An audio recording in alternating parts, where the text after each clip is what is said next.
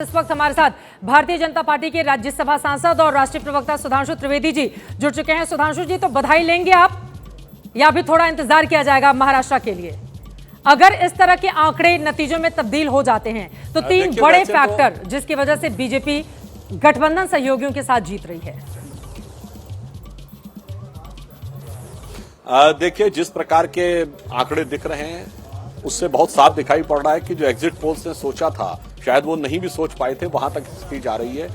BJP शानदार तरीके से सेंचुरी पार करके आगे है और महायुति डबल सेंचुरी पार करके आगे है। फिर भी मैं कहना चाहूंगा महाराष्ट्र में एक रोचक मुकाबला चल रहा है। रोचक मुकाबला यह है कि महाविकास आघाड़ी की कुल सीटें ज्यादा होंगी या एकनाथ शिंदे जी की शिवसेना की सीटें ज्यादा होंगी। दोनों के बीच में एक अच्छी प्रतिस्पर्धा चल रही है और एक और मुकाबला चल रहा है कि महाविकास आघाड़ी में कौन सा दल ऐसा होगा जो 29 सीटें प्राप्त करके नेता प्रतिपक्ष लाने लायक सीटें प्राप्त कर सकेगा। परंतु जहां तक आपने जो प्रश्न पूछा है फैक्टर का, तो मैं कह सकता हूं कि हमारी सरकार ने जो शानदार विकास के काम किए थे वो, दूसरा भारतीय जनता पार्टी के प्रति एक विश्वास और नरेंद्र मोदी जी की गारंटी की विश्वसनीयता, और तीसरा मैं कह सकता हूं कि संस्कृति और समाज के प्रति जो एक आत्मगौरव का बोध होता है उसने भी एक महत्वपूर्ण रोल प्ले किया है।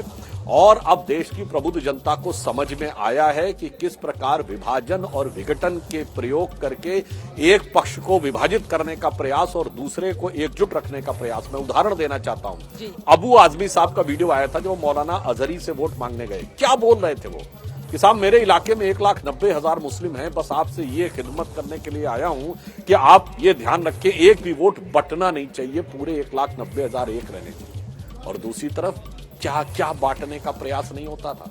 जाति तो छोड़िए, क्षेत्र में, वर्ग में, भाषा में हर ढंग से बांट दो। तो मुझे लगता है कि अब वो विषय भी लोगों को समझ में आ रहा है। तो एक तरफ शानदार विकास का कार्य, एक तरफ मोदी जी की विश्वसनीयता और उसको लेकर भाजपा में विश्वास और जनता की जागरूकता। अबू आजमी का आपने जिक्र किया, वो समाजवादी पार्टी के उम्मीदवार हैं, अनुराग भदौरिया हैं, वो आपकी बातों पर टिप्पणी करना चाह रहे हैं। वो कह रहे हैं कि देखिए, मुसलमानों के वोट को एकमुश्त करने के लिए चाहे all India Muslim personal law board हो या जिनका उन्होंने नाम लिया, सबको अपनी तरफ कर लिया, क्या फायदा हुआ? हालांकि अबू आजमी अपनी सीट पर बढ़त बनाएंगे। देखिए, सवाल है कि उनकी मन से अभी भी नफरत की राजनीति नहीं जा रही, इसीलिए जनता आपको सबक सिखा रही है। आप झारखंड पे बात क्यों नहीं करते हो? नारा तो आपने वहाँ भी दिया था।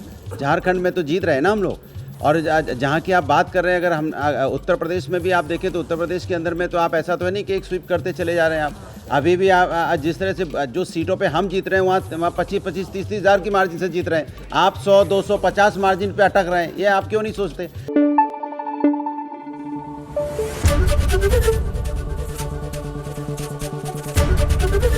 एबीपी न्यूज़ आपको रखे आगे।